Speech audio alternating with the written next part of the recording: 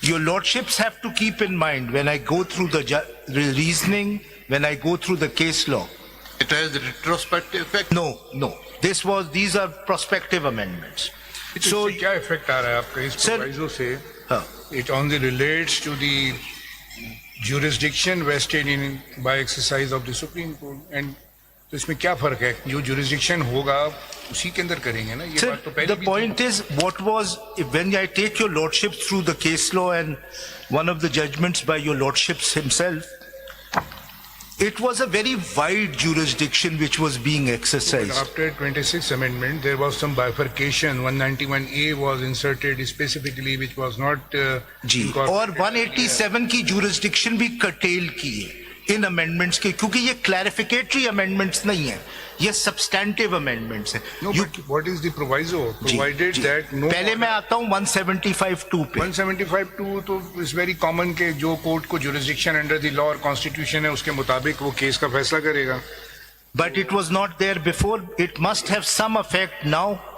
You cannot say that it was there before, it doesn't make any difference now. Because this is a specific. I understand, but what you are arguing that it has some ramifications on this case. Yes. I don't think so. No. The ramifications no ramification of this article on the pending review of the ramification. This case has to be seen in the context of the old 187. Yes, of course. Which did not contain these two restrictions. These amendments will not affect the Yes. So ये दो amendments आप जहन में रखें जब मैं finding और case law पढ़ूंगा. Definitely यही है. देखिए ना जो existing provisions of the constitution थी. आपने अपनी dissent में point out किया 187 was subject to 172. Now an amendment is made. नहीं उससे It was not there. पड़ा ना आप देखें. मेरे ख्याल में फर्क पड़ेगा. नहीं कॉन्स्टिट्यूशनल साइड पे क्या फर्क पड़ा? चलें सब आर्टिकल 2 भी पढ़ लीजिए. नो तो ये सुपरफ्लुअस अमेंडमेंट्स हैं सर. नहीं पढ़ तो लीजिए. इसमें बात ना करें किस पर है यानी तो हम बाद में देखेंगे. No court shall have any jurisdiction save as is or may be conferred on it by the constitution or by or under any law. Yes. ये इसको उन्होंने रिपीट किया यहाँ पे. ये 175(2) तो बहुत पुराना है, आज का तो है नहीं कोई. ठीक है ना? But 187 was made never subject to 175(2). It has been made subject to 175(2) for the first time. Even through the after 26. even after this amendment, the complete power of doing complete justice is not been overruled, nor it has been amended. वो power जो article 187 के हैं for doing complete justice are still there. They have been made subject to 175(2), which were not there before. अगर article 184 में आएगा, मैं उस पे आ रहा हूँ. Subject to आर्टिकल 175(2) के अंदर the Supreme Court has power under article 184 and 185 and the reference का जो power है वो है.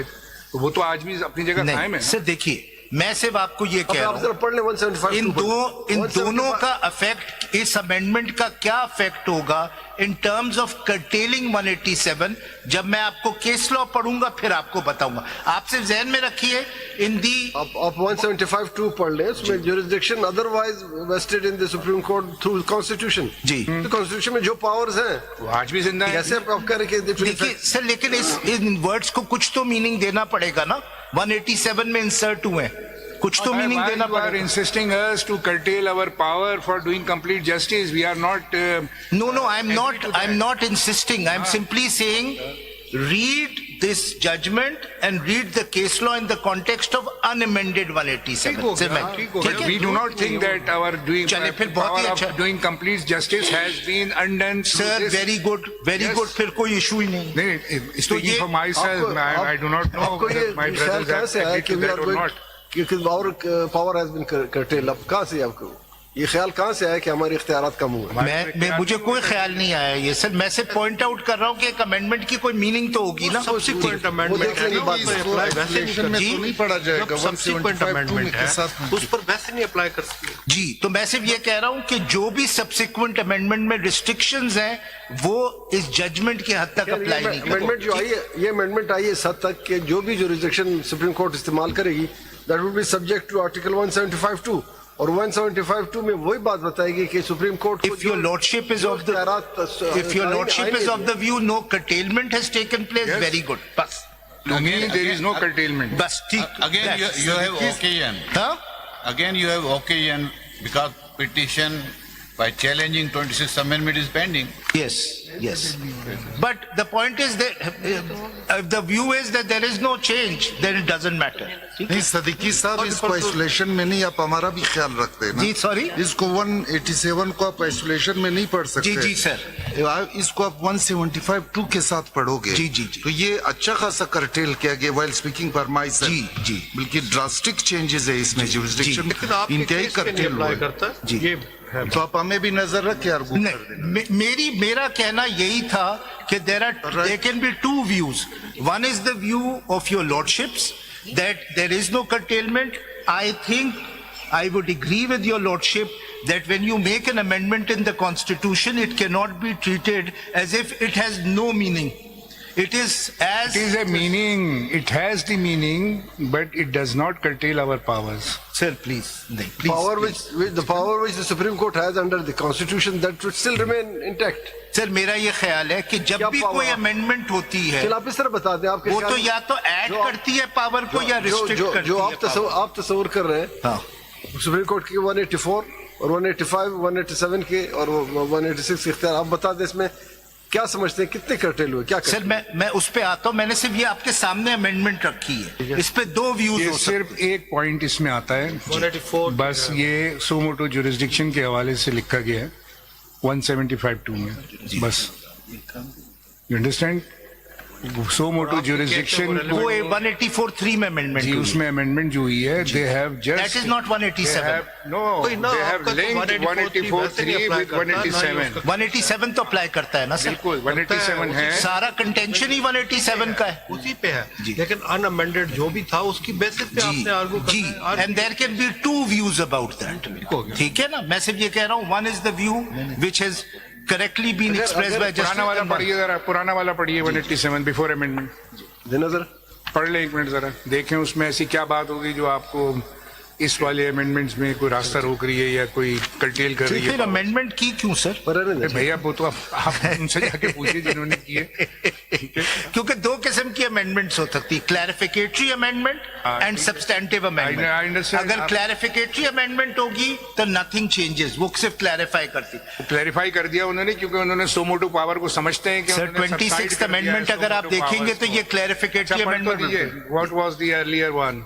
The earlier was without the bracket, the Supreme Court shall have the power to issue such directions, orders or decrees as may be necessary for doing complete justice in any case or matter pending before it, including an order for the purpose of securing the attendance of any person or the discovery or production of any document, and then there was no proviso. ठीक है, ये अगर आप 184(3) की proviso के साथ पढ़ेंगे, फिर उन्होंने थोड़े से बांधने की कोशिश की है जी। हम कोशिश करेंगे वो गिरा खोल दें। सर पर वैसे ये दोनों रेलेवेंट नहीं है आपके केस में, ना अमेंडमेंट रेलेवेंट है ना 184(3) रेलेवेंट है। 187 जो ओरिजिनल टेक्स्ट थी उसका रिव्यू है, आपने उसकी रोशनी में। सर ऑफ कोर्स 187 पे ही तो सारा रिव्यू है। 187 अनअमेंडेड प्रोविजन। मैं यही तो आपको बता रहा हूँ कि अगर इन्होंने ये अब अमेंडमेंट किए तो आपका जो डिसेंट में क्रिटिक है वो वैलिड नहीं है, because this amendment was not there. That is exactly नहीं विदाउट अमेंडमेंट वो है जो भी।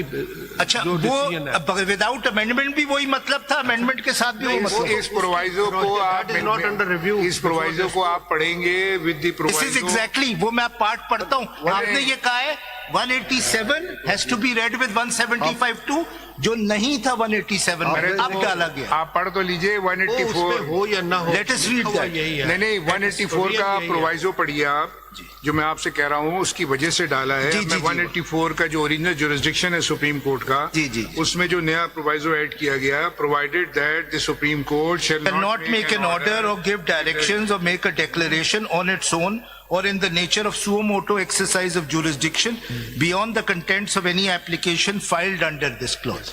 Now it is linked with Article 175(2) because वो jurisdiction की बात करता है, तो ये jurisdiction उन्होंने they try to curtail the jurisdiction of the suo motu exercise, ठीक है। उसी की वजह से वो 187 उन्होंने डाला है कि आपका जो लॉ होगा या कॉन्स्टिट्यूशन जो jurisdiction होगा उसके मुताबिक आप 187 में फैसला कर दें, but it does not curtail the power. My lord, there are two readings. Let me explain as to why this was made. If your lordship may see CMA 2919 देखिए of साहब, जब 2020. आपको हम पुराने 187 के तहत डील करेंगे तो क्या जरूरत है इसके पढ़ने की? आगे चले। हाँ? आपको हम पुराने That's central to my argument. एक चीज देख लें। 187 पुराना आपको एप्लीकेबल है, हम उसी के तहत आपको बिल्कुल बिल्कुल मैं एक चीज बढ़ा दूं। चलिए आप CMA 2919 of 2025. हम अमेंडेड 187 आप पे अप्लाई नहीं करेंगे। बिल्कुल बात हो अब मैं आप आगे बिल्कुल थैंक यू सर। जहन में रखें, आज आपने खत्म करना है। जी जी बिल्कुल खत्म अगर करूंगा आप नहीं करें फिर हम करेंगे सर, खत्म करूंगा हर सूरत में। इंशाल्लाह। मेन पे आ जाइए ना, वो रेलेवेंट नहीं है वो अमेंडमेंट, शुरू से ही कहा है फॉर सर बिल्कुल रेलेवेंट है। अभी आप देखिएगा कितना रेलेवेंट है, अगर CMA देखिएगा। Just to refresh your lordship's memory sir. 2919 जी जी जी बताइए page 2919 okay what is the page number जी सर।